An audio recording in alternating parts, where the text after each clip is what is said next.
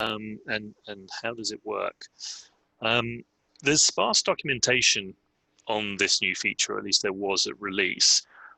So what we decided to do was set out to explore what it was about, how it works, and we chose to document that journey along the way. And so what we're presenting here is what we found. And the caveat is that might not be everything because it isn't fully documented. But I hope it serves as a good introduction, a resource for those interested in taking advantage of it. We would welcome any input from anyone else that's found any other things out about this new script step.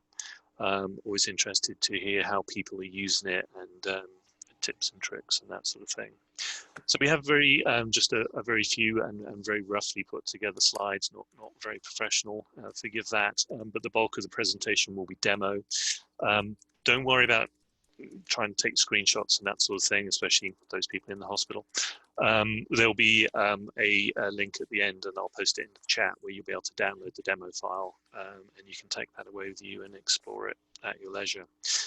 Before we dive in, is there anyone who does not know what the Data API is? Do we need to explain that? All right, I'll take that as a no, unless you want to quickly unmute. So first up, the requisite, who are we? We're developers of FileMaker websites and brands. We're also familiar with Claris Connect and have extensive blog posts on that subject if you want to check those out. We were honored to be the recipient of the last DevCon FileMaker Excellence Award for Development in 2019. And we're based in Western North Carolina in the woods. That is the lake in our neighborhood, and we're very fortunate to live in such a beautiful place. So enough of all that, let's dive into the script step. So you'll find this new script step, the Execute FileMaker Data API, under the miscellaneous section within the script workspace. That's where you find it. And what does it do? So fundamentally, it retrieves data and more, and we'll get into what that means, from the database based on a query within the script step attributes. And importantly, it returns the result in JSON format, which otherwise is kind of tricky to do within FileMaker, and certainly no native way of being able to interrogate the database and get that directly back in JSON. It performs a query out of context, which is very useful and similar to the Execute SQL function. But technically, it does open a hidden window to perform the query and then closes it. And if you do a pretty intensive query, and although it's in a different thing, but and hit the window, you can see that window opening and closing, but it doesn't actually appear on screen, and I've not seen any flash or anything like that happen. So it's kind of undetectable. How did it come to be? The new JavaScript functionality in FileMaker 19 kind of prompted the need for this new script step. Reason being that JavaScript relies heavily on JSON, so there needed to be an easy way for supplying a web viewer with JSON. And it turns out that the web-based Data API, which is a FileMaker server function really, already returns queries in JSON. So it was natural to kind of hook into that functionality. Yeah. Hello, Paul? All right. It's worth noting that this script step does not count against your Data API limit of 2 GB per user per month. So you can use it as much as you want without hitting any of those limits. And this script step actually kind of made it into the product very last minute, which is why there was no official documentation when FileMaker 19 was released. It was, I believe Todd Geist and Geist Interactive, I think we probably all know that they were working with Claris on some of the new JavaScript and the add-on stuff for FileMaker 19.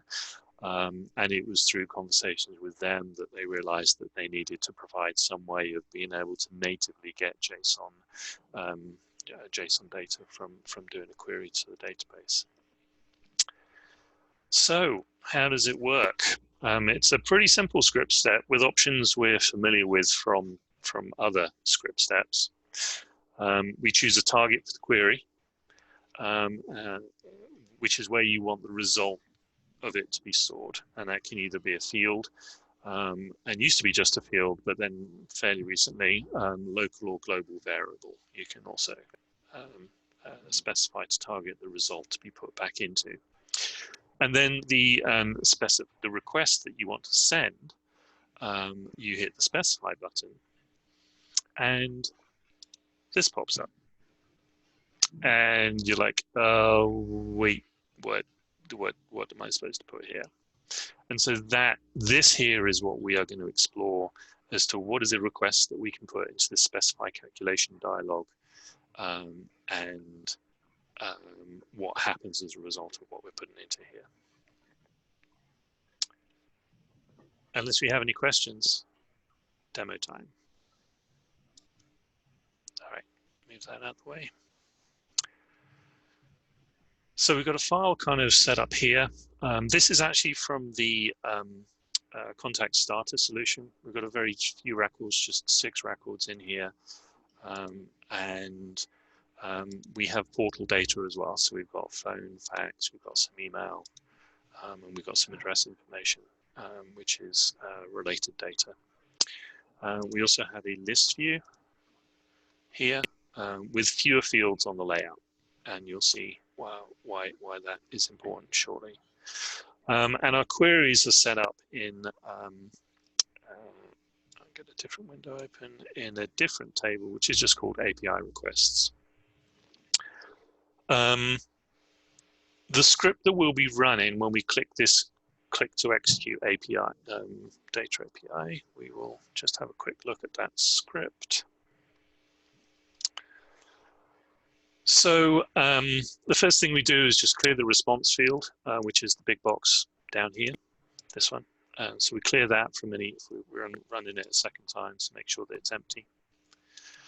And then we set a variable with the request being executed. And you could say, you know, why, and really, because this is the demo file, what you end up populating this request value with could be a result of anything. You could calculate this in here, it could be a field, it could be another variable, global, whatever it happens to be. Just an easy way of being able to say whatever it is you want to populate this request variable with. And so what we're populating it with is this API request field, which is our field up here. And then we're using the new script step, and we're selecting a target of data. And this is that dialog where you can either specify a field, or you can stick it into a variable, or $$ global variable, of course. And the request that we're going to send is our guy that we chose to populate this thing here with. And then we're taking the result of that, which has gone into our data variable, and we're setting it into the API response field, and we're formatting that response at the same time so that it's nice, easily readable. Just commit the records, and then we're going to just make sure that we get into that field so we can easily scroll without worrying about it. So pretty simple and straightforward. Anybody have any questions before I move on? Is everybody still there? I can see people. I have a question. Yes. Variable you to request and set it to data. Why don't straight to data? Thing. So yeah, you know, there could be a number of different ways that you could end up doing this. The target, I could have made the target go straight to this field here.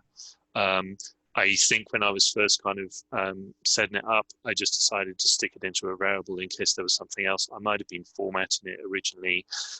You know, there are a few more steps. You know, you don't necessarily need to have this step either.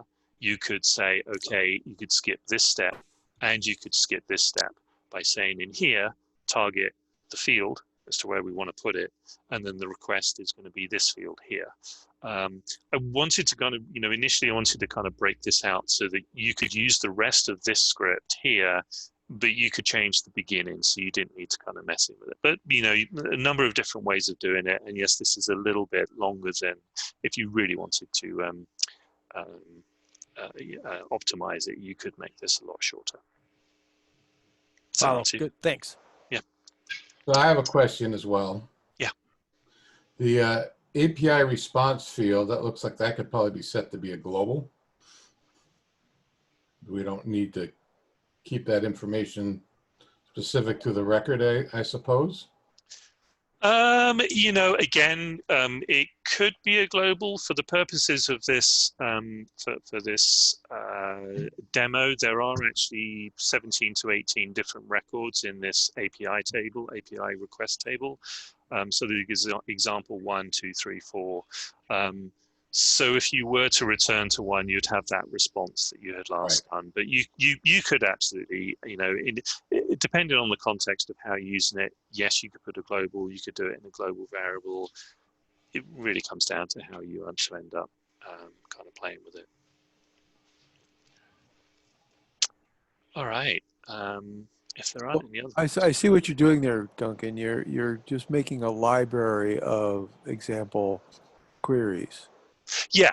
So what we have is being able to see the query, the description, and the response all at once, on each record, would benefit the user of this particular app. But under most cases, you're just going to grab one query at a time, and so sticking it in a global or even a variable to use later in the script is totally fine and probably a lot more useful in a regular app. But in this case, this is a library app, so having one per record is good. Yeah, and how you take this and what your scripts end up doing, and how you formulate your API requests. Obviously, if you go straight into the calculation dialog and put your API request in, you're going to need to escape all of the double quotes that are in here and that sort of thing. So, this is just really to kind of get you started on things. So, where we started was what was the minimal thing that we needed to have in the API request in order to make it work and return us something. And it turns out that it's this thing here, which is layouts, which is actually, despite the word being plural, which is a little confusing, the value for this needs to be one layout name to perform the read or find request on. So this is what layout do you want when you're performing your find, what layout do you want to perform it on? And this example, again, this is the minimum that you have to have, returns all records with all field data for the fields that are on, in our example, the contact details layout.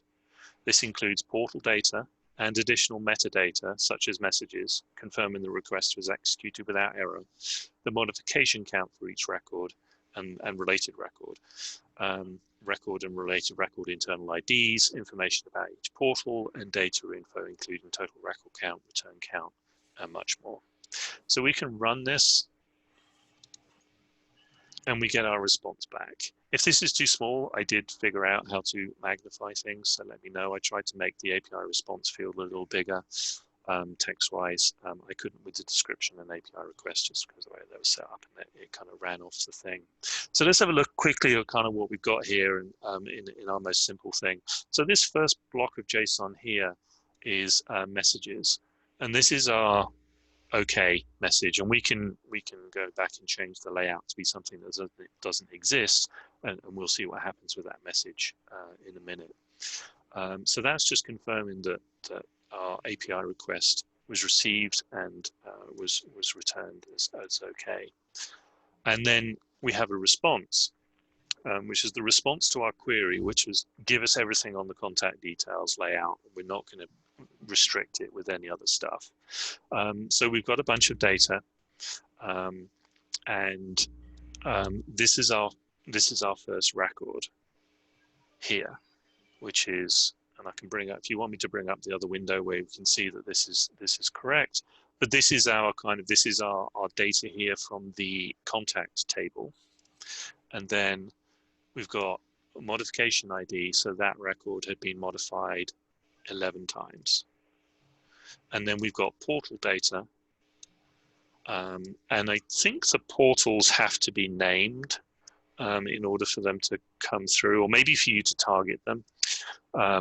I think actually if you don't name them, you can also use the relationship name. So if you're going contacts underscore address or whatever your naming convention might be. Again, we can test that if we have time. So here we have address, and we actually have 2 addresses within that portal. And then our next portal is email, and we have 3 email addresses in there. And then our next portal is phone. And again, you can see that they all have record IDs and modification IDs for the related data in there as well. So you can see that this one here, this email address, is record ID, and it's not been modified ever since it was put in. And then we have some portal data info, which is, kind of interesting. Of okay, what is the database? So that's obviously the file that we're on. The found count was 1 of phone numbers, and the return count was 1, and the table where this portal exists as phone numbers. So that's maybe kind of stuff that you wouldn't be able to get via any other means. So that's portal data info, all of that section there. And I'm not entirely sure what that record ID is sitting down there. So for instance, you could parse this out to return, give me a count of the records kind of thing. Yeah, absolutely. You could say how many, there might be other ways to do it, but you could say how many related records do I have in,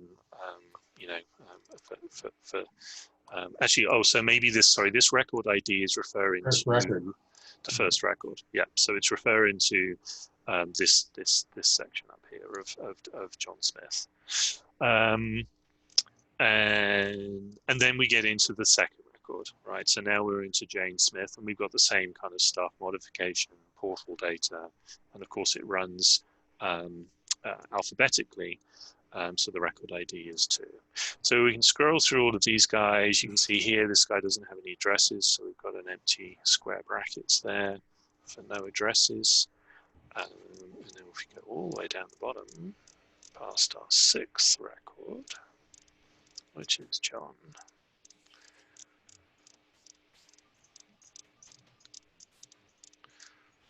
All right, so record ID 6. So that's the end of our 6th record. But then we've got some extra stuff down here, data info. So our database, again, where did it come from? We've got a found count. We'll come back to that in a second. What layout are we on, and did we interrogate? The returned count was 6. The base table, of which this layout is from, which I think is the only way that you can get this information, is called contacts, and the total record count is 6. Now, what's weird about this is we know from having looked at our previous example that we do only have 6 contact records, but the found count is 18. And that is actually a bug. So, do be aware of that. Let me just pull that over here so that we can refer to it as needed. We do only have 6 contact records. Would that be the count of all the portal records? No.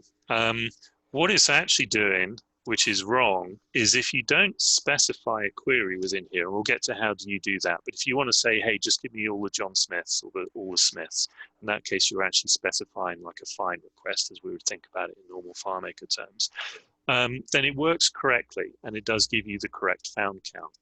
What this is actually doing, because we're not requesting anything, not because we're not requesting anything, but as a result of us not requesting anything, It's actually a bug that is returning to us the found count of the records of the layout that we're actually on at the moment.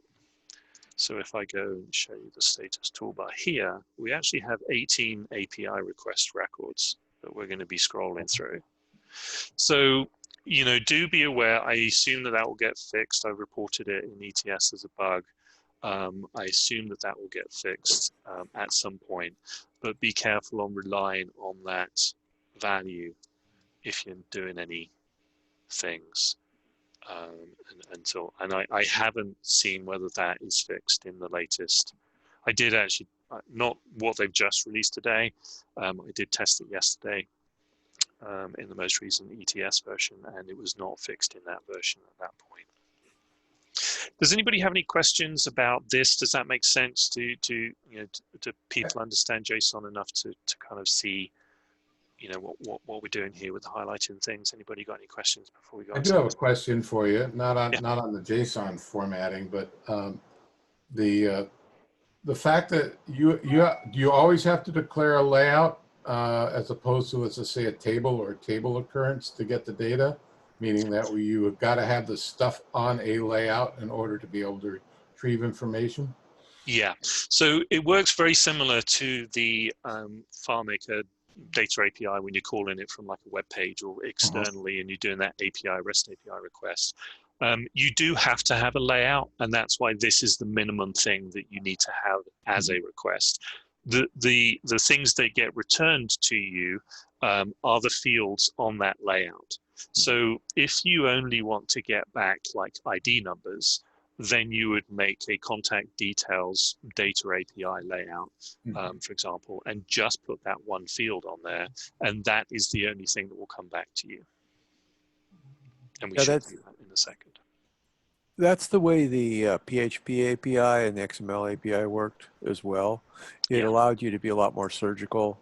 You could set up your, the very specific things that you wanted to access and not have to wade through an entire 100 or several hundred fields of a particular table.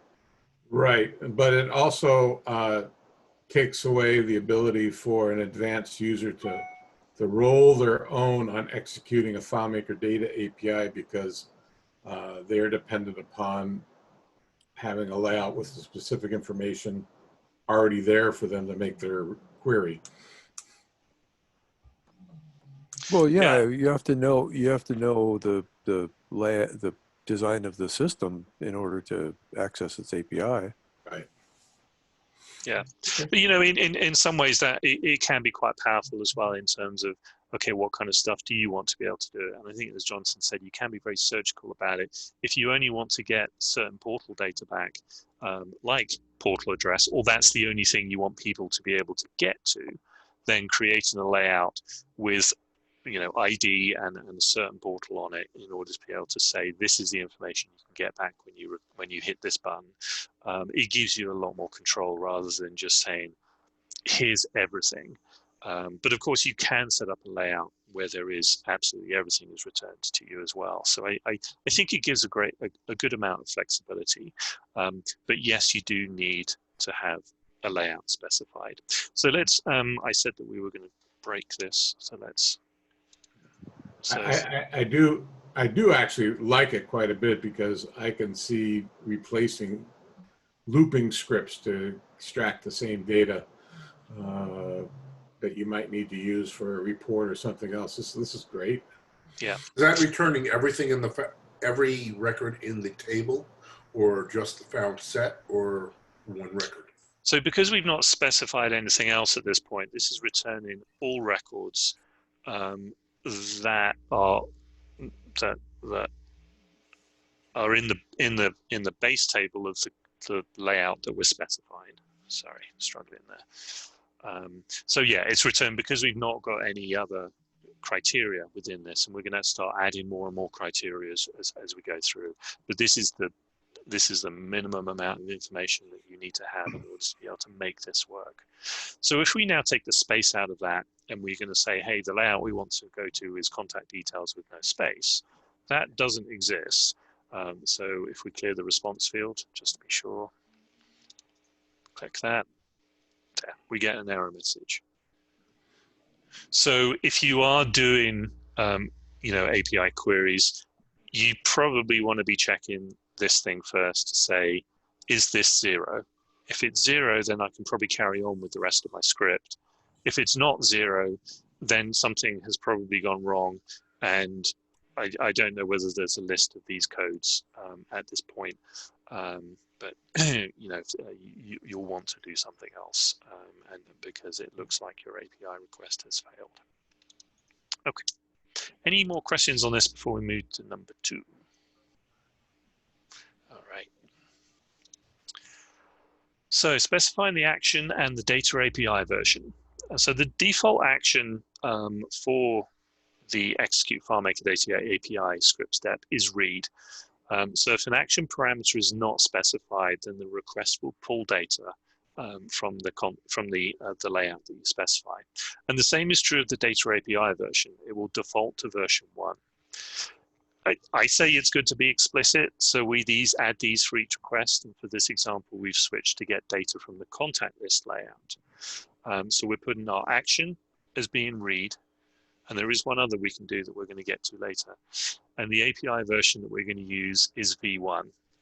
I believe that there was a v like 0.9 or something like this before version 1. But again, we like to be explicit. If v2 comes around and we're saying, hey, use v1, we probably know that our request is still going to be in that format, and we're going to still get the same result back. v2 may change formatting, who knows what may end up changing, could break things further on down the line. Whether you don't have to add these in, and it's entirely up to you. Again, it's a little bit more verbose, just like the script was, but we like to be explicit, explain stuff, make sure we know what we're looking at rather than burying things. So there's not really a great deal changed here, except we've changed the contact list. So if we go ahead and we click the button to run the script, again, we got our OK message, but our data now, because we're on a different layout, is only giving us effectively what's on this layout. Let's move that guy over a little bit there. So we can see now we get first name, last name, and company, and we get our photo as well. Which you notice is just, I think this is the name of the photo, the name of the file rather, in the container field. It is not, and I was thinking just before this, I was kind of thinking, well, if I wanted to move around container data, how would I do that? And I was kind of thinking, oh, do I need to do something else in the request? And then it popped into my head, no, of course not. You need to base 64 encode your container field, and then you would request that particular, or if you're requesting everything and you had it on the layout, then it would show up within your thing, and then you could move around your base 64 encoded container data and then decode it when it got to the other end of whatever it is that you're doing with it. So you can move around or request and do something with container data as well. So you can see here again that this is pretty straightforward. This is much simpler. We're not getting any portal data now. Even though it kind of shows there because there's no portals on the layout. So we're only getting the stuff back from the layout, and that gives you that control. Again, if we have a look down the bottom at our data info, we've still got this little buggy guy down here. So be warned on that. But again, the layout that we executed things from came from contact list, and the base table is contacts. Any questions on that? All right. So returning data from a different layout. So there may be instances where you wish to perform the find request on one layout, but you would wish to return a particular set of fields that are on another layout. This is the parameter that allows for that scenario. Layout.response, and then the layout name that you want to get the response from. And the layouts parameter is still required. So here we're going to say we want to interrogate the contact details layout, but the layout response is going to be contact list. And so in theory, this should return basically the same response we got previously, because we're returning from the contact list, even though we're specifying the layout, which we did on example 1, being the contact details. So I don't know whether there's that much difference that this really makes. I mean, it might be that you don't want to. I don't know. I don't know whether anybody can think of any example as to how this would end up being useful. I think that you can still do a find or you know, a read, even if the field is not on the layout that you're specifying here, and we can test that later on. But you know, there may be some use for saying, "Hey, give me back this other stuff." Maybe it's a layout that's specifically designed for the result that you want to come back and have returned to you, but is not a normal user layout, something like that. Well, yeah, the layout response is going to return information into a specific, going to return information into a specific field in that layout response. No, so the layout response is what fields are we going to return to you? This is the field that we're doing our request on. This is what we're going to send back to you when we send back the data, which is all of this stuff down here. I feel as though then they wouldn't have put it in here if there wasn't. There will be good use for doing something like this. I've not really used this in production yet. I've not really got anybody on 19. I'm just starting to transition them over with hopefully the new server version coming out soon and cleaning up some of the bugs. So I've not really had a good opportunity to kind of think about it and use it. But it's useful, and absolutely do know that you can return your response from a layout other than the one that you're requesting. So instead of specifying the layout name as a literal, can you pass a script variable there instead? I think so. If you were to do that in the calculation dialog, you could, but I think that this eventually needs to resolve when you actually send the request. This needs to resolve to a string, which needs to match a layout name. But within the, you know, if you wanted to kind of decouple your request and feed your request certain things from, like, you know, clicking the button here, maybe the parameters are contained within the button, and you're kind of concatenating and calculating this request, then you can certainly do that within the calculation dialog. But I think that you can't kind of put in here, like, you know, dollar something or other, I don't think. Okay.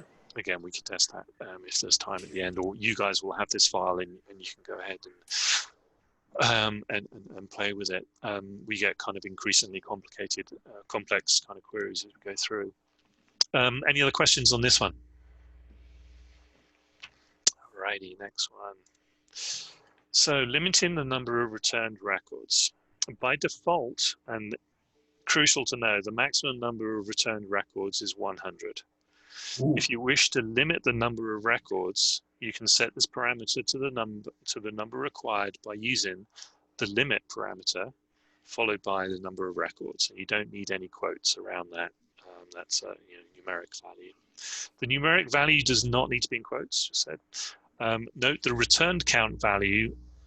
Note the return count value at the bottom of this response. We'll have a look at that when that happens.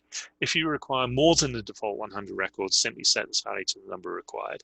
So it might be that you just want to always have that be something ridiculous, and the maximum number of records that can be returned is this number here, which I don't know whether that represents anything in particular. It's obviously huge, but I came across that number, and worth noting that that's the maximum number that you can put in there. So our request is the same as it was last time. We're doing our action of read. Our version is 1. We're doing our thing on the contact details. The response is going to be from the contact list, but we're only going to get the first 2 records. Click to run that.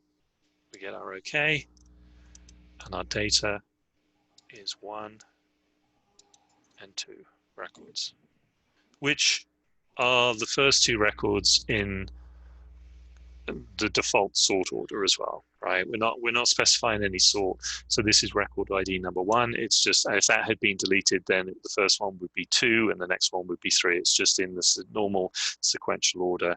And then down in here again, you can see we've still got our pesky little found count of 18 down there.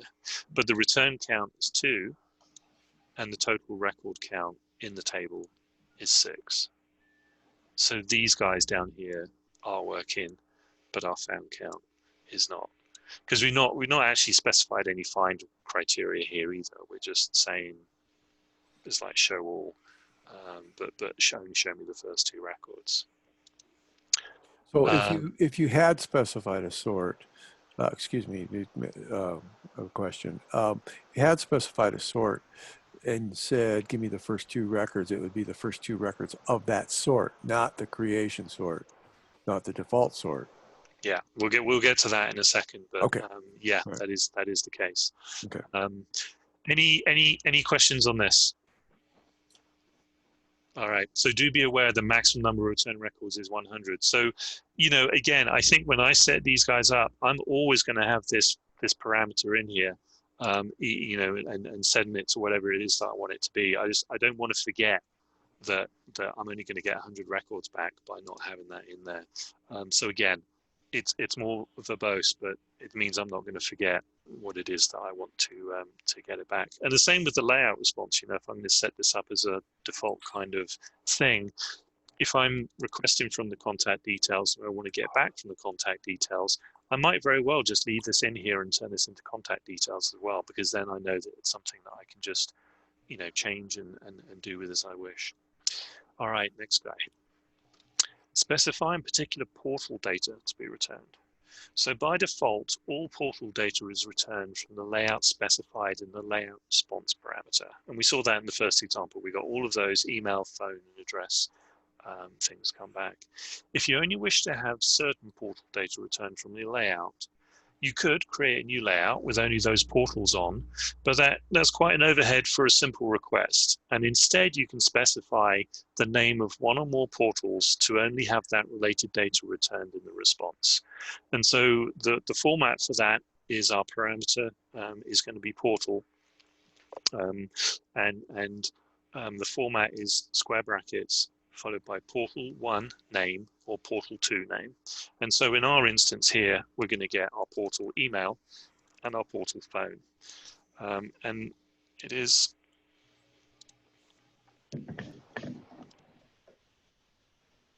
important to know, what did I say, phone? So here, so our name, so this is named phone.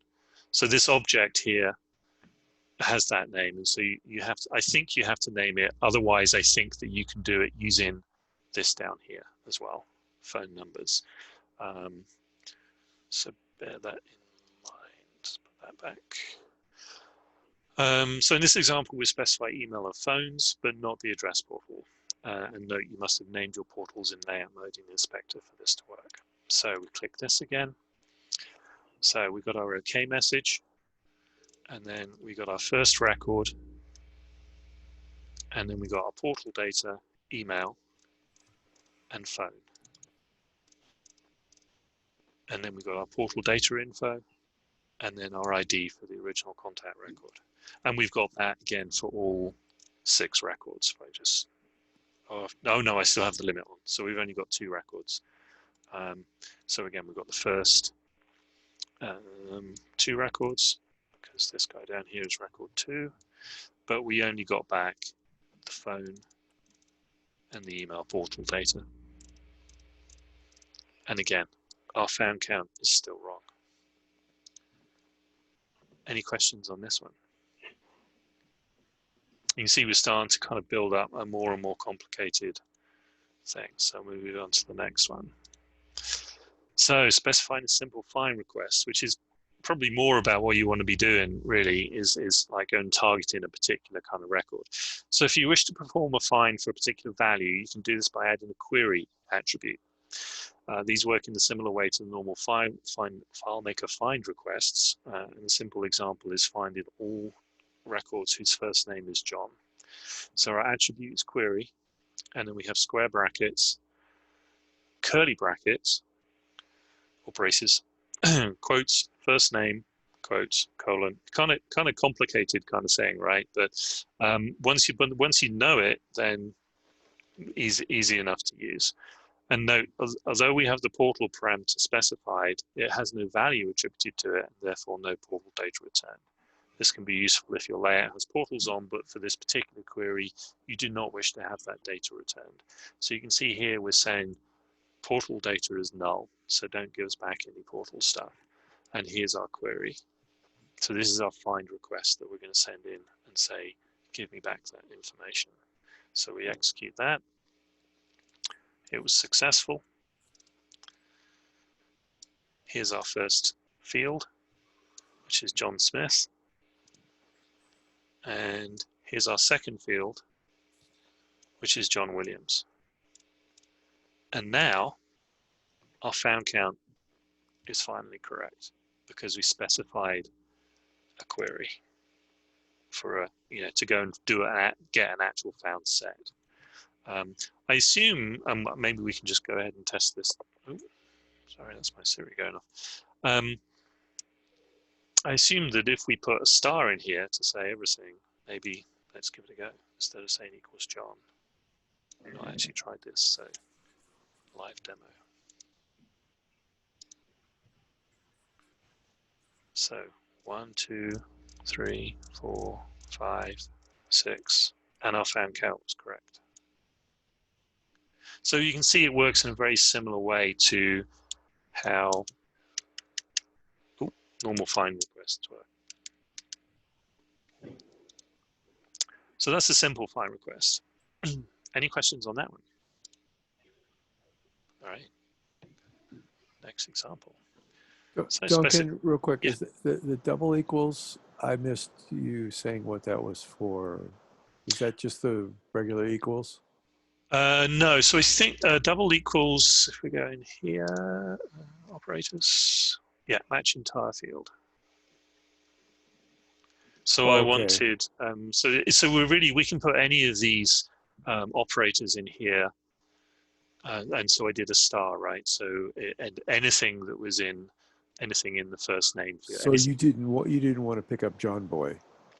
Yeah, or Jonathan. I wouldn't want to have picked up that. Jonathan, correctly spelled, doesn't have an H there. So yes. Yeah, and incorrectly spelled Jonathan. Yeah. But yeah. So but yeah, the equals is really just using those kind of same parameters. And I'm not sure. Did I have a sub object? Did I set that? I did. I did set that up as an incorrect one to show that. It would have caught that. Yeah. So if we put equals, then because it just starts with that, then I think that this should give us 3. No, it gives us.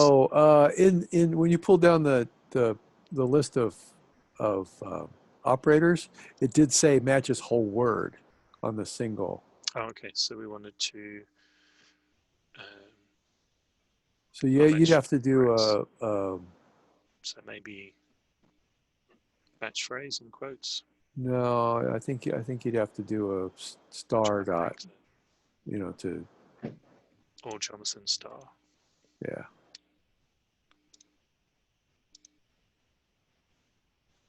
There it is. Yeah. Yeah. Okay. Yeah, and then we got our found count of 3. So yeah. Oh, this is my plumber calling. Do you mind if I pick this up really quick? I've been trying to get hold of him. Yeah, absolutely. 1 second. It's a bit like Go that. ahead. 1 second. Hey, I'm on a call right now. Is it possible you can call me back in half an hour, maybe an hour? All right, great. Thank you so much. Bye. I'm sorry, guys. I knew that was going to happen. I called in this morning. Our hot water tank is less hot than it should be, and apparently it's something to do with a drip tube or something like that. But, hard to get hold of these guys. They're super busy at the Oh, moment. absolutely. Yeah. Um, Everybody's doing work on their houses while they have to stay home. yeah, So unfortunately, every contractor in the world is extra busy. yeah, unfortunately, this is work we'd rather not do. But anyway, we need to get that fixed soon. Anyway, all right. So we can see we can do a simple find request, and we can use normal FileMaker operators using this kind of format for Okay. a query. Good. So next example. Specifying more than one field in a find request. If you wish to find on multiple fields within a table, you can add additional fields within the curly braces. So we've got the curly brace, and we've got first name equals colon, colon equals John, comma, and then the same format for the second field that we want to search on. Last name in quotes, colon, equals Smith in double quotes. And then close the curly braces and close the square brackets. So then if we execute that, and then we just get the one record back, and our found count again is correct because we're doing an actual query. We're doing a find. Return count is 1, as we can see, and our total record count is still 6. So you can start to build up as many different ones as you want. Next example, specify multiple find requests. So if you wish to add additional find requests, you can add another set of curly braces after the first and specify the fields and values for the second find request. So it looks a little similar, but you see here that we're closing the curly braces rather than just doing a comma. So this first bit here is the first find request where it says, give me everything with John. And then our second find request in new curly braces is saying, give me everything with Williams. So if we run that, we get John, we get Williams, and we get John Williams. So we got 3, found count, return count 3. Does that make sense? Yeah, that's an OR find. Yeah. So it's kind of like doing, if you go to list view, so it's easier to see, isn't it? If you go to, so it's the equivalent of doing this. John, add a new request, Williams. Yeah. Perform find. And you see we get those 3 things back. So that's, and just go back to see how does that differ. So we've got curly braces, first name John, close curly braces, comma, new curly braces, and close curly braces. In the previous one, we had the curly braces, but because it's the same request, we didn't close the curly braces here. We just put a comma in between the 2 fields that we wanted to search for, and then we closed the curly braces. So each batch of curly braces is a new find request. So getting more and more complex. Like the difference between an and an or find. Yeah, yeah. So the first one is an and, show me John and Williams in the same, so that would only return you John Williams. Or the second is show me John or Williams, and you're getting back those 3 records. So the returned records can be sorted. Here you go, Johnson, using the sort parameter like this. So sort is the attribute. And again, we've got curly braces. The field name that we want to sort by, which is going to be last name, comma, and the sort order, and do we want it to send or ascend? And then you can do multiple sorts by doing a comma and then new curly braces.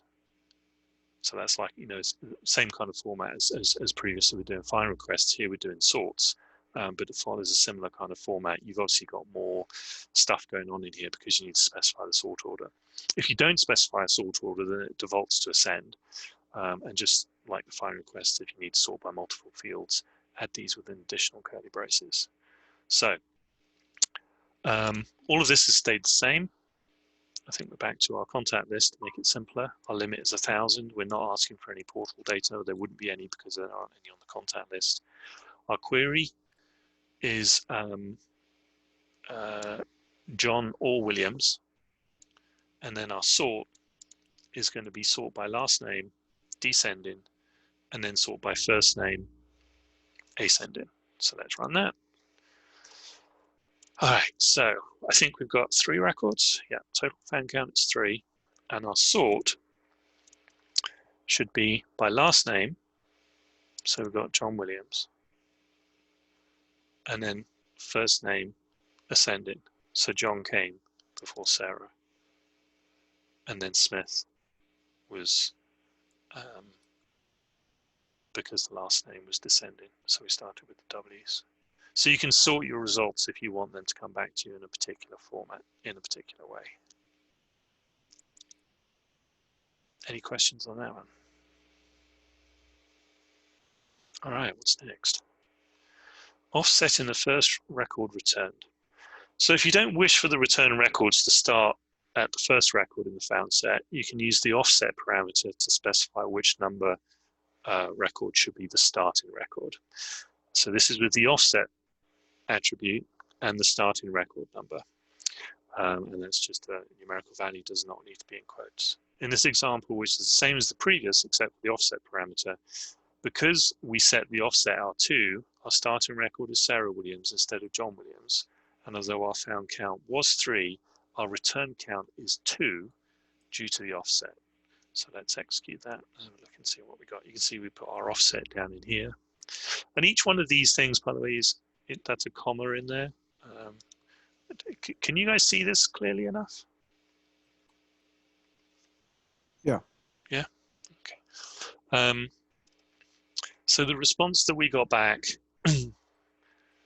is, so it's the same response as before, as we said, but with the offset. So we're starting at record number 2. So that was Sarah Williams.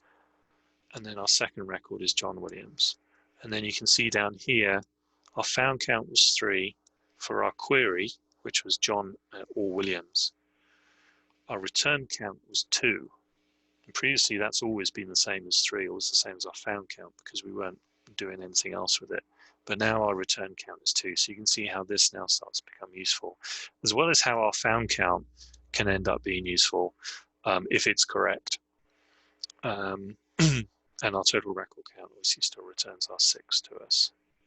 So, you know, how might this end up being useful if you were doing kind of like pagination because you wanted to process maybe 1,000 records at a time, and you were doing this in a loop or something like that, then you could be setting this offset by using a variable and evaluating it within the calculation dialog to say, or whatever you would call it, counter or something like that. So that every time you loop through, you set that variable to be 1,000 plus 1,000, and then the next time that you go around and do the loop, your offset will be 2,000, and you'll return a limit of 1,000. In case you're doing something that's fairly intensive and you want to be kind of looping through rather than getting 20,000 records at a time, which can have a big impact, but potentially on memory. So that could be a useful, use for offset. Any questions on offset? All right, next. Specifying a record using a record ID. If you wish to return a single record and know its record ID, you can specify this using record ID and the record ID number. So note that this record ID number is not a primary key you may have set up. This is the value returned from the function getRecordID, the internal number that FileMaker gives a record when you hit new record. It's important to be aware that under certain circumstances, this record ID can change, so use caution. Specifying a record ID and query is not supported. So we click on that. We're going to ask for record ID 2, which is Jane Smith, and record ID 2. Our found count was 1, as it should be, and return count, of course, was 1. Total record count 6. So, that potentially has use, but I think the record number ID can change if you do imports and exports and that sort of thing. I'm not sure if with the FileMaker migration tool, whether the IDs stay the same. I don't recall, but it's always something I'm aware of not to rely on this too heavily unless you're going and getting that ID and then immediately using it. Then that's a pretty safe thing to do, and very much kind of like targeting that exact record. But equally, maybe you could be doing that with your primary key instead, which you know is not going to change. All right, what's next? So unsupported offset and limit parameters for portal data. It would appear at this time offset and limit parameters for portal data are not supported with this script step.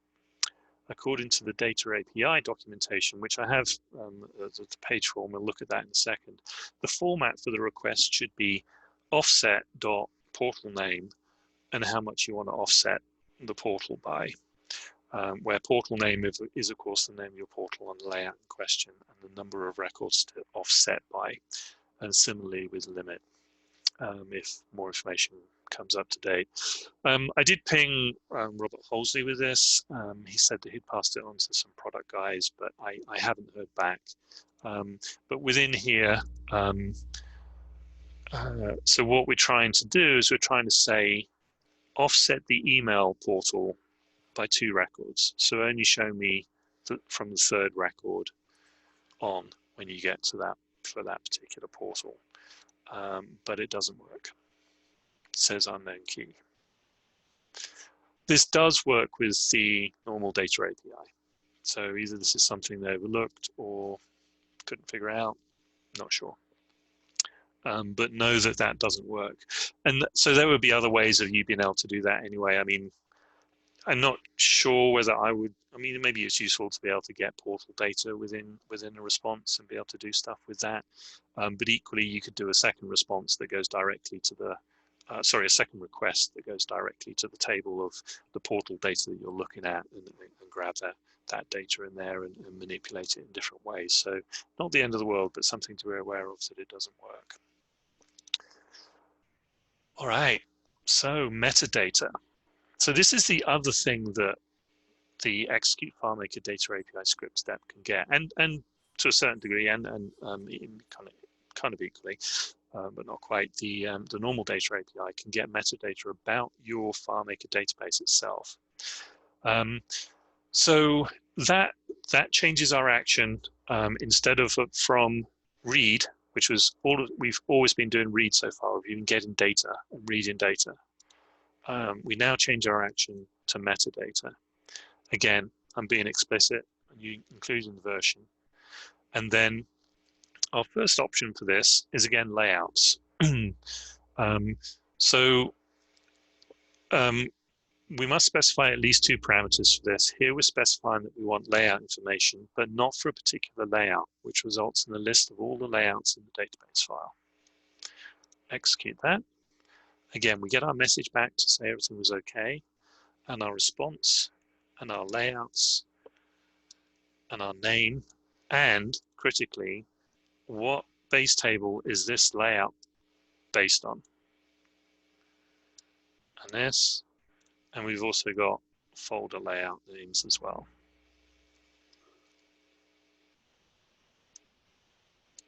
And so the name of the folder is contacts, is folder true, and what that folder contains is all of these layouts here.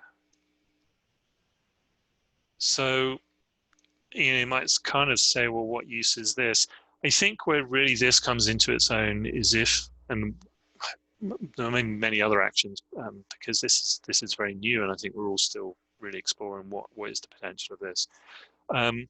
But where I've seen it used is in the new add-ons, and this gives you the ability to be able to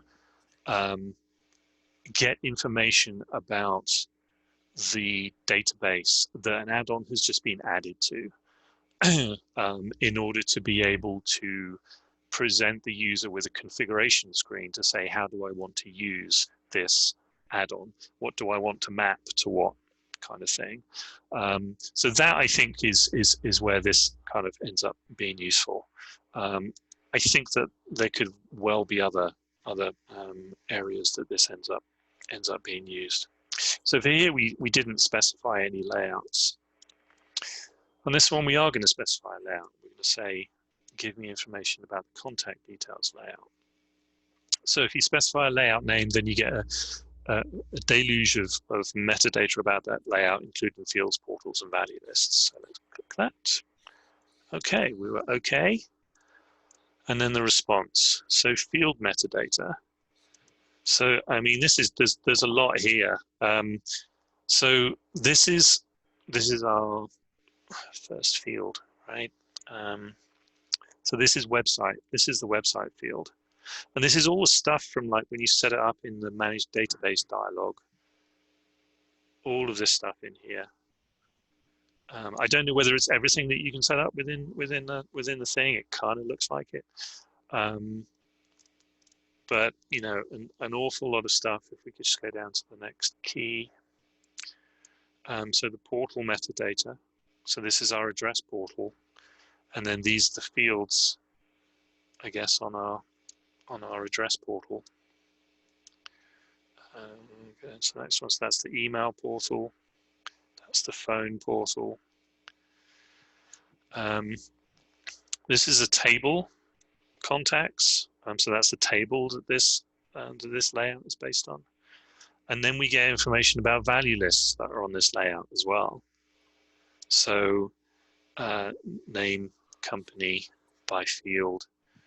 So that's information about that. And then here is our phone type value list, which is a custom list, which is just a text list.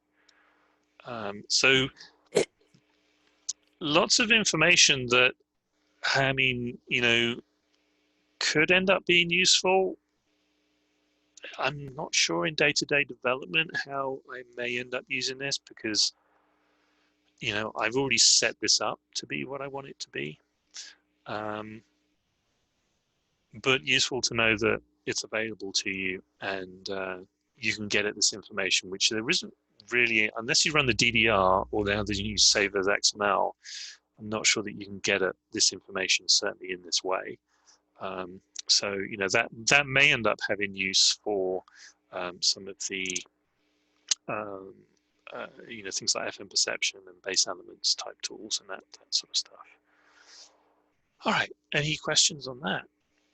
Yeah, Dave Ramsey has complained for a long time about how the DDR doesn't really give you everything, and also that it gives you false information. He's been ranting about that for years. Yeah, I think that he's also saying that the save as XML has not quite got everything yet either.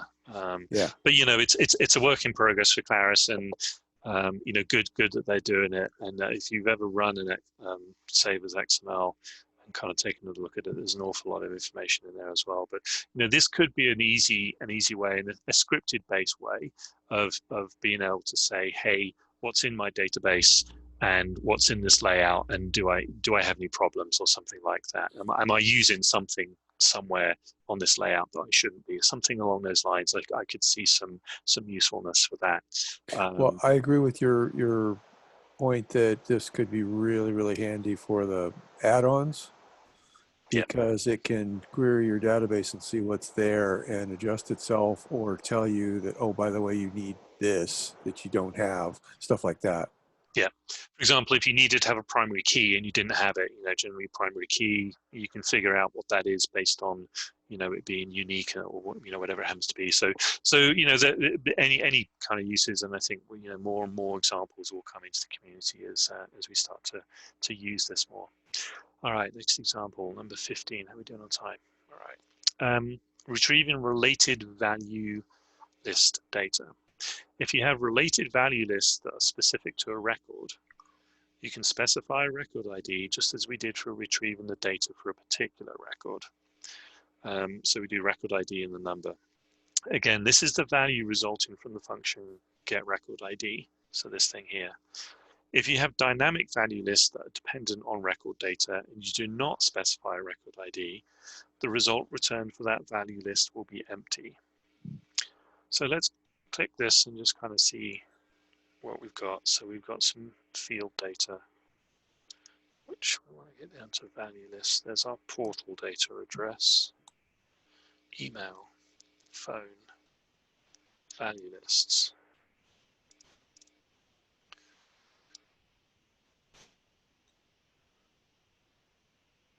Don't know whether this is actually doing a related value list or not. Phone, email. No, it might not actually be set up like that. Sorry if I didn't think about that as a custom list. It's by field. So just have a look at the previous example. What were these in these value lists? No, they're kind of looking the same. But if you have the, you can have related, related data value lists.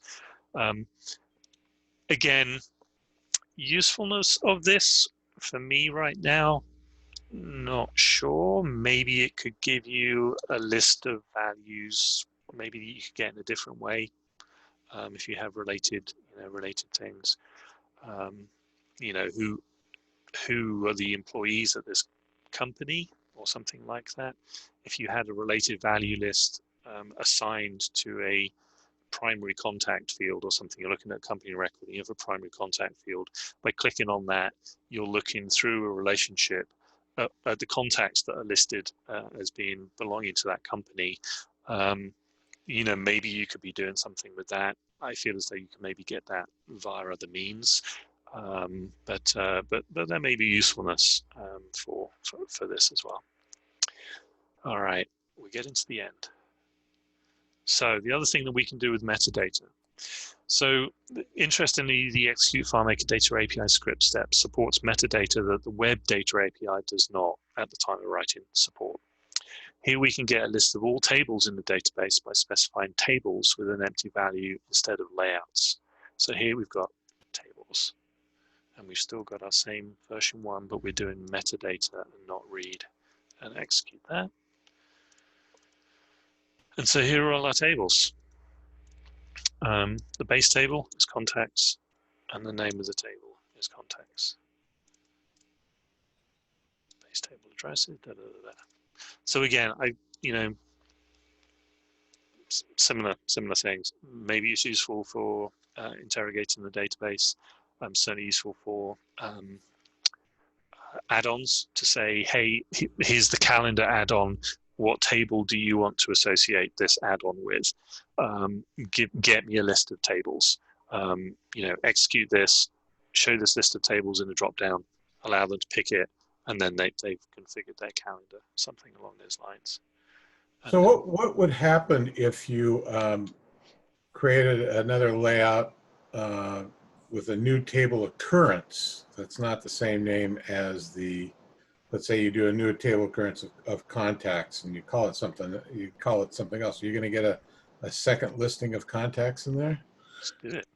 Let's just see what happens. Okay. Contacts 2, everybody happy with that? Yeah. Delighted.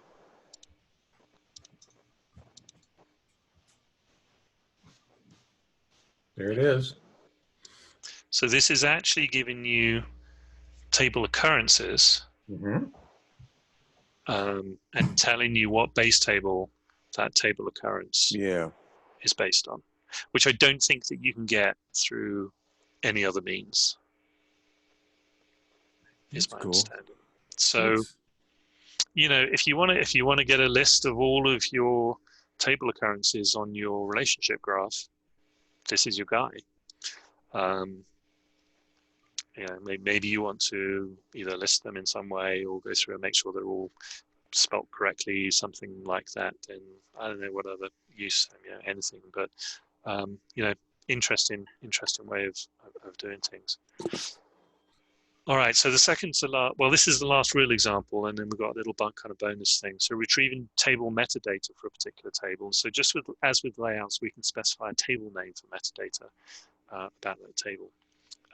It's unclear what the portal metadata at the bottom of the response is for, given we're pulling table metadata here. We'll have a look at that. So here we've got tables, but now instead of saying blank, we're going to say, get me the information about the contacts table. So we can click that. All right, we're okay. The response, base table is contacts. And then here again, we've got this field metadata. We saw this from layouts previously, but if the field isn't on the layout, it's not going to give it back to you, I don't think. So if you want to get everything within a table about your field data, or your fields, not your field data, then you'd want to do it via the tables attribute instead of the layouts. So there we've got all of the fields. Go down to the next key. Oh, yeah, so here. I don't know why that would be there if we're asking about table data. Anybody got ideas why portal metadata would show up if you're interrogating information about a table? Yeah, me neither. All right, but again, could be useful within those FM Perception, Basecamp, Inspect Pro type things.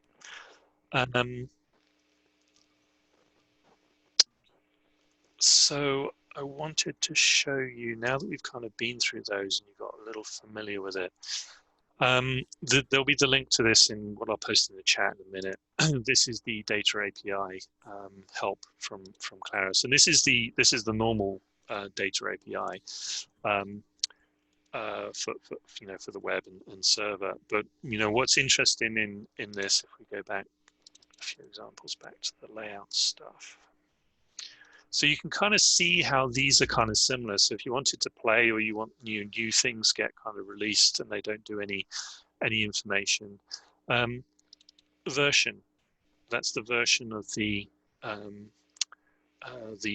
that we're calling. So we've got that version here, v1. Databases, we're always going to be acting on the window that we're running the script from. You can't go and interrogate, I don't believe at this time, go and interrogate another database from the context of the current database. So it's always going to act on the database. That's why you don't, and it's possible you could put in here what database you're acting on, but it's always going to be the same thing as you're looking at. So that's why we don't have database name. But then you can see here layouts, so that's our layout attribute, and layout name. And our layout name is here. So you can see how these things are corresponding. And so then again, we've got our offset, our starting record. We don't have offset here, we've got limit instead. But here's our limit attribute and our limit attribute there. And so I tried doing some of these other things. We've got our sort one here, and you see here again, this is how that thing is configured, which we saw in some of the examples. So if you kind of want to try and get into it and and dig into this, if you haven't, I think that if you've not done much with the Data API yet, I think this is a good way of getting familiar with what are the attributes that we send in for the Data API, and then how do they correspond to the actual Data API if you're calling them from a web page or somewhere else, and kind of see how those two things kind of match. All right, we've got one more bonus thing, and then we can go into any additional questions. All right, bonus example 18. How does performance compare to Execute SQL? This additional record is intended to test the speed of Execute FileMaker Data versus Execute SQL to retrieve data from the database. It pulls 10,000 records from the data table. I need to uncomment something in the script. That's a reminder for me. And then we're going to run the Execute FileMaker API and then run the SQL script for comparison. So where's my thing? Here it is.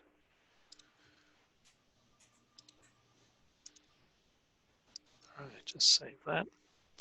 Okay, do we want to place any bets as to which one's going to be faster? No? Come on. All right, I'll say the data API will be faster. All right, maybe we should do raise your hand in the chat window or something.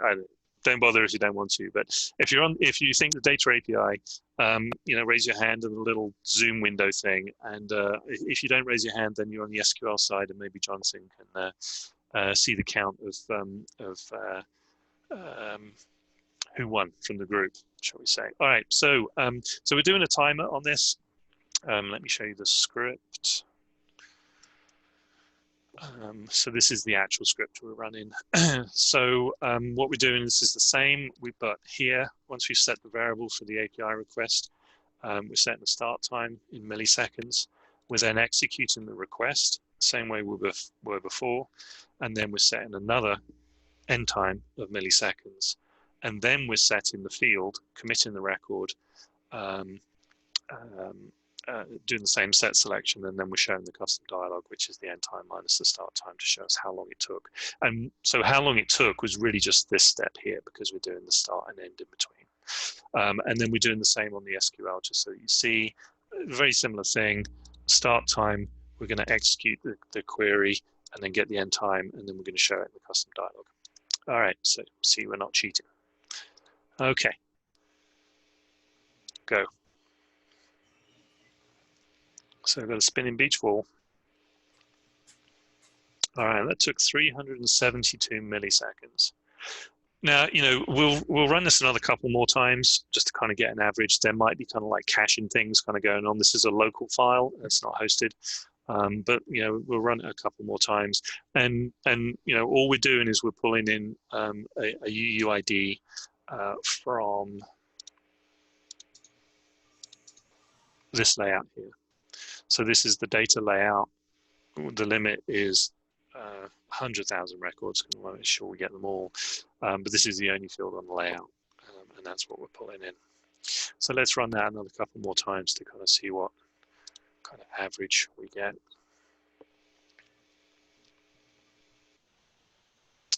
297.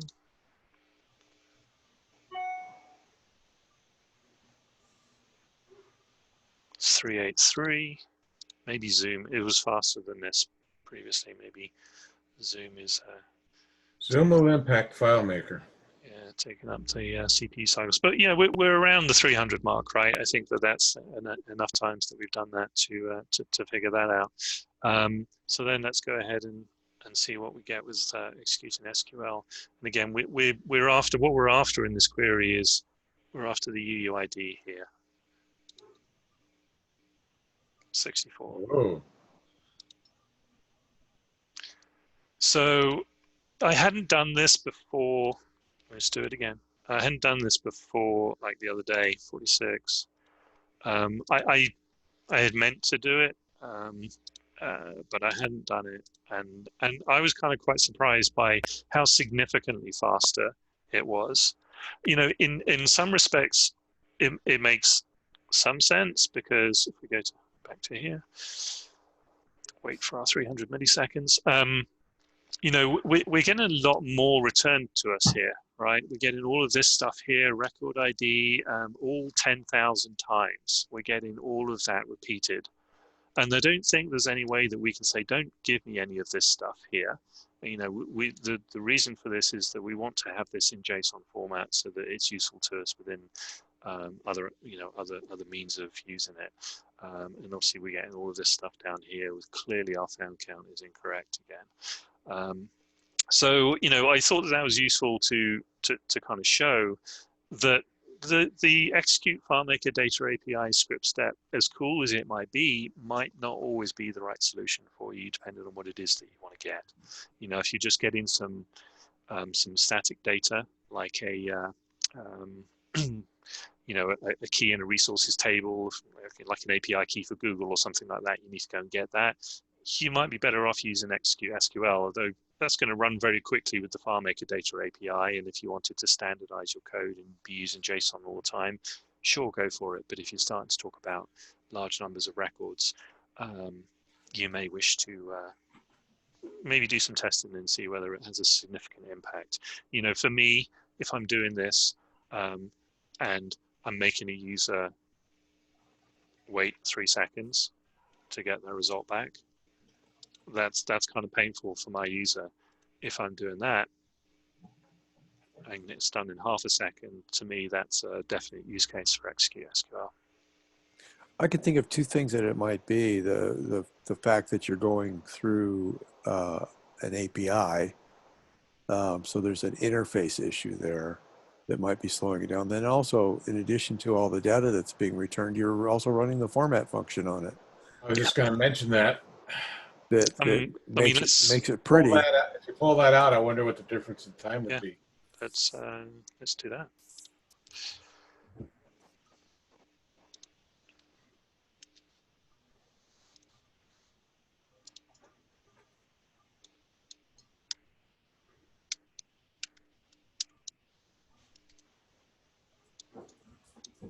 Okay. It won't be pretty.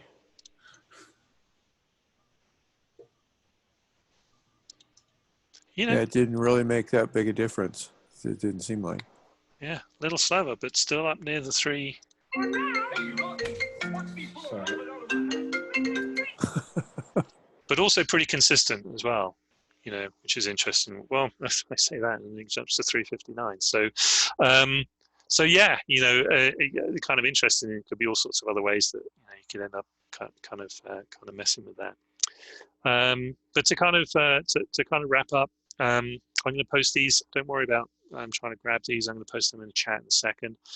There's a blog post on everything that we've just been through and including the demo file. It doesn't have the bonus thing in there, but if you want it, give me a shout. It's easy enough to set up. The data API documentation we had a quick look at.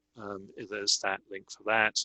And then Geist Interactive had 2 blog posts, which I haven't actually kind of been through. I deliberately did not want to go through them because I wanted to explore it myself, and I've not got around to kind of having a look at them in any great depth. But there's those ones there as well to check out if you want to explore this new function a little bit more.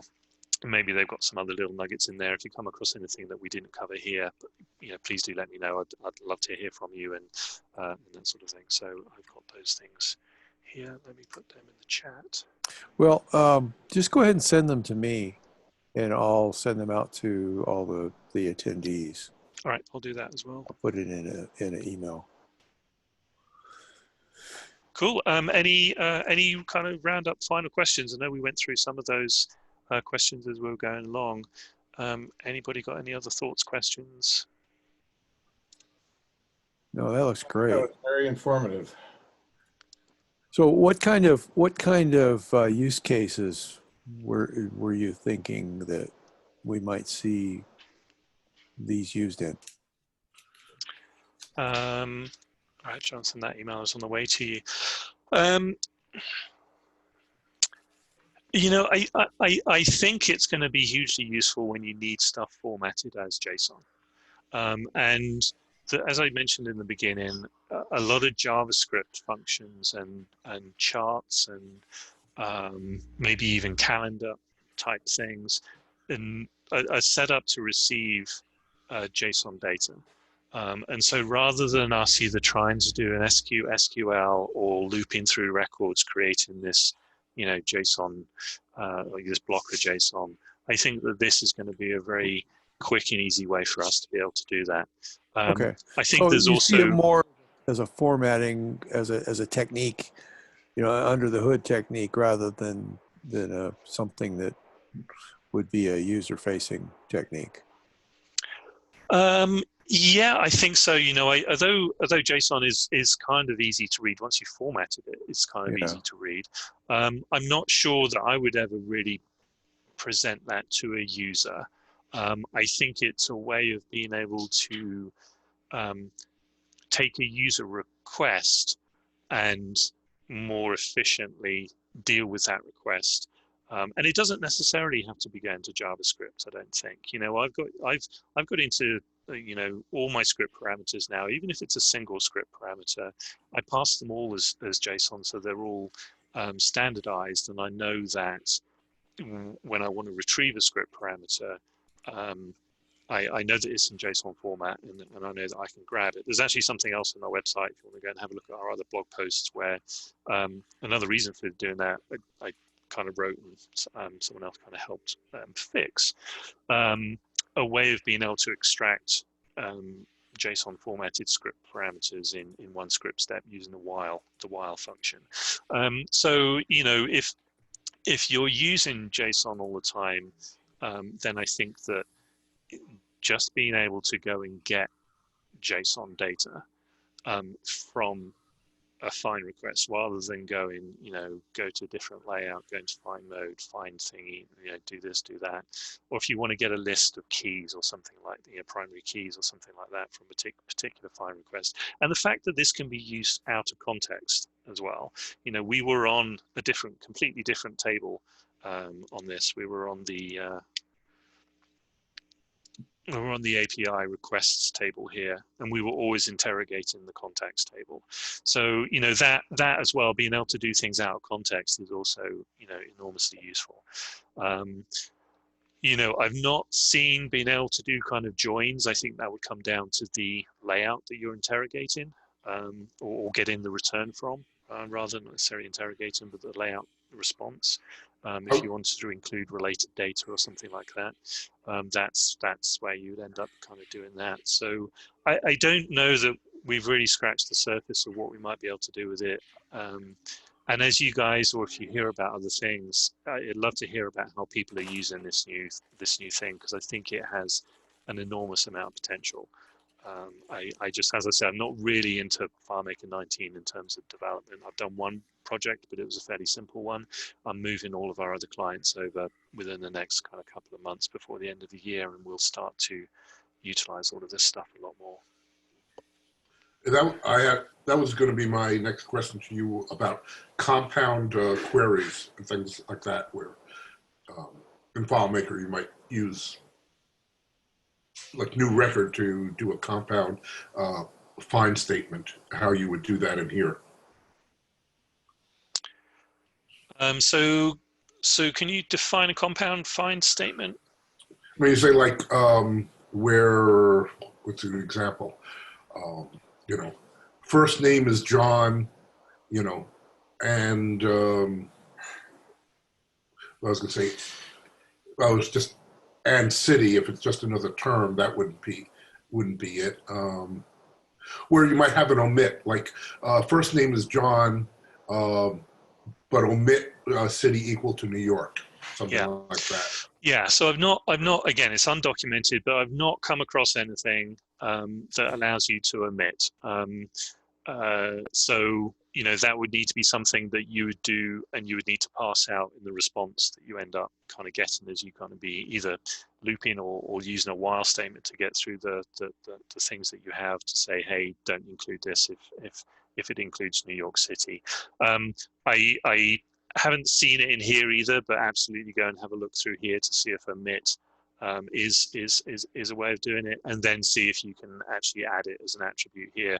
I think whatever the most complex attribute we got to, my understanding, so this is probably one of them here. But didn't you say you could use all the operators?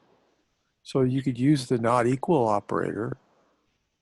Yeah, I suppose you could. Yeah, actually, so you could. Yeah, you could use a not equal operator and set up another find request. Like city not equal New York. Yeah, good point, Jonathan. Yeah, but in terms of the, if you go into find mode here and this thing, I don't know that you can. I don't know that there's a way of doing that. But you are right that you can. Well, not equal to. Oh, where is it? You might. Can you do? It'd be the two diamond brackets. Yeah, maybe it's going to have a go to the context. All right, so say not equal John.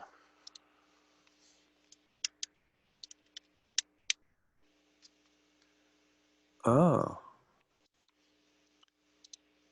Well, then use the not equal sign. Yeah. Ooh. No, that's why it wasn't in the list. Okay. Yeah, so I don't know whether you could do an omit at this point, because if you do an omit, then you need to do that. Perform find. Now, maybe let's go to a simpler one. Maybe it would take it if it's in here. First name. I doubt it will, but let's give it a go. Option. Yeah, no records. Try the diamond brackets. No. Yeah. Oh wait, Invalid why value. did it find 169 records? Sorry, where? Why did it find 169 records when your dialogue that came up? No, sorry, this is the elapsed time, Oh, 132 milliseconds. sorry. I'm sorry, I'll turn that off. That's if we're going to do some more testing. So yeah, you know, it's a good point that I don't know how you do an omit at this point, you know, and if that's possible to do. Let me just try searching this for omit and see if we get anything. Just the portal portion is omitted. No. If you omit the offset, no. If the portal is omitted, omit the offset. No, it was just talking about omitting things. So, you know, if you can't do it with the data API, then you probably can't do it. That's not definite, but you probably can't do it with the Execute FileMaker Data API. That is not actually strictly true because we found that you can actually have some metadata that you can't get from the data API. Whether that will get updated, the data API actually gets updated to include that that other metadata, we'll have to see.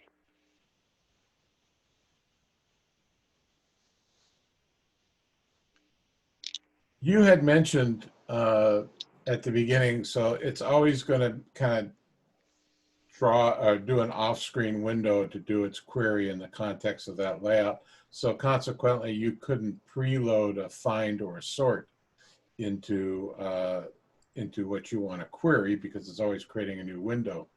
And the second comment is you had also mentioned if you are doing a data API request on the same table that you are actively in, is it still going to create another window to do its request?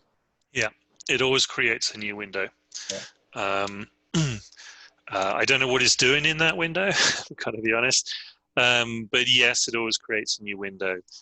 We can see whether we can see that happen with the, because it's taken so long to do.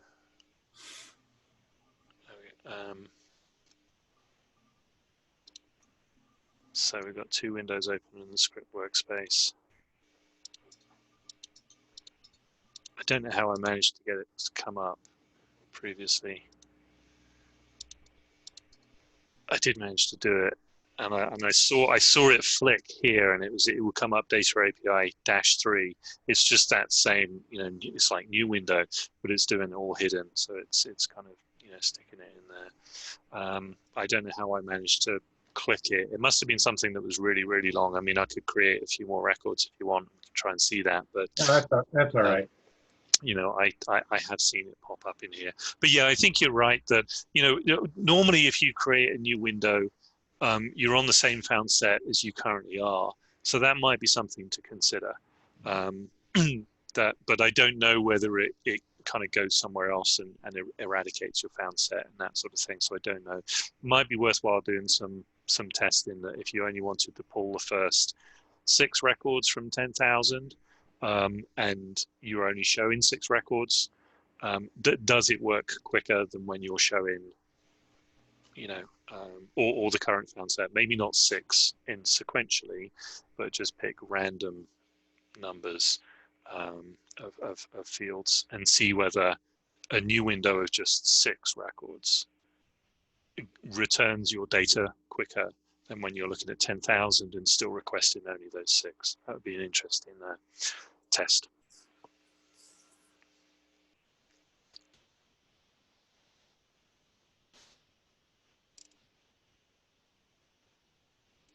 Well, anything else? Any questions? Yeah, there's a couple people that tried to log in late, including Mr. Geller, who's also in a hospital, or is that your office? But anyway, You're on mute, David. I apologize to anybody who showed up late. I think that we lost another person that couldn't wait around. I don't see you go into the waiting room and I don't see them during the presentation because I have to be constantly looking at the list. And so sometimes, as Mr. Mr. Geller does. He comes in late, and I apologize. I forgot to keep checking, and Oh, I just got here. so, all right. Sorry if you were waiting long. Oh. Well, David, check the chat for some links that I think that maybe Jonathan will send out later as well. This file here is available to you guys to kind of check out. And we explored all pieces that are known about, as far as I'm concerned, in using the Execute FileMaker Data API script step, and it kind of walks you through ever increasingly complex requests. And if you have any questions on it, as you kind of missed out in the beginning, don't hesitate to contact me. You can reach me through Jonathan. We also recorded it, so I'm going to send a link out in a little while with all the resources and a link to the video as soon as it gets done processing. So appreciate everybody coming today. Does anybody else have any questions or news or anything they want to talk about? Well, Duncan, that was awesome. I really learned a lot, and I can think of ways I can use that. That's awesome. I'm glad it's useful. Yeah, no, I'm glad it's useful, and please download the demo file, check out the blog post there, and we want to be giving back to the community, just like we've learned so much from other people. So we're happy to do it, and we'll continue as time allows and stuff. So I hope everybody got something from it, and maybe we can do something else at some other time. Right. Yeah. Anything new that you come up with, let me know. And if you put together a presentation for somebody else, we might want to see it too. Yeah, I honestly think that, and I say it a lot, the rising tide raises all boats. The more we help each other, the more we help ourselves. So anyway, well, thank you everybody for coming today. Watch, it probably won't, it takes a couple hours for the video to process after I turn it off. But so sometime later today, you'll get an email with all the links and a link to the video as well. So thanks, Duncan. Thanks, everybody. Cool. Thanks, guys. Remember, Thank you, Duncan. 4th Tuesday of the month. So check us out. I think it's the Tuesday before Thanksgiving is going to be our next meeting, and we'll have November 24th. 24th. Okay. Well, we may not have something equally as scintillating, but it'll still be fun to get together and talk FileMaker. So anyway, guys, you all and gals who are still around. There aren't very many. Oh, Ellen, Eileen, and Anne's still around. Are you bringing ice cream next month? No. In December. Next month is November. Well, then you also brought it in November. Okay, yeah, I'll be bringing ice cream to the Zoom meeting next month. Okay, we'll enjoy it. Will do. Okay. For those of you who don't know, my wife manages an ice cream store, so we get buckets of ice cream in our freezer. So, all right, y'all take care.